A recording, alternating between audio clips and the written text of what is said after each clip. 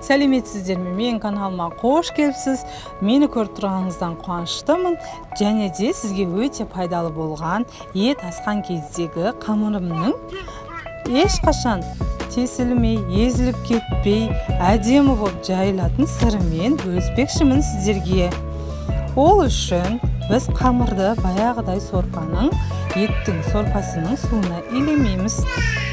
Алекс минвада бар ғой, сол минваданы аламыз.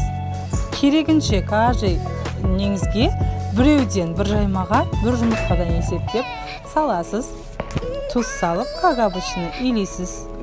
Естеріңізде болсын, үйі қанған қамыр әдемі болып жайылады, әрі жылдырап шығады қамырдың ішінде, езілмейді.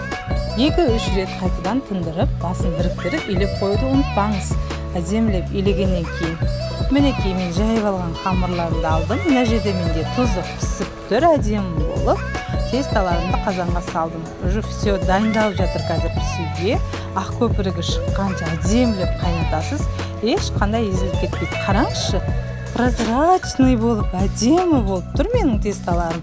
Мінекей, мен шығарып алдым судан. Енді тұздық саламын. Тұздық салған кезде қараңызшы, тұздық сияқты жылтырап қамырларым әдемі болып тұр. Сіздер де ұмытпаңыздар, Алекс суға қамырды илеңіздер всегда. Вот, менің тамағым дайын, бізге ас болсын. Қалған мынандай турама жасап жердім. Тураманың өзі бөлшек етіп, бір-біріне жабыспай әдемі болып тұр. Жасап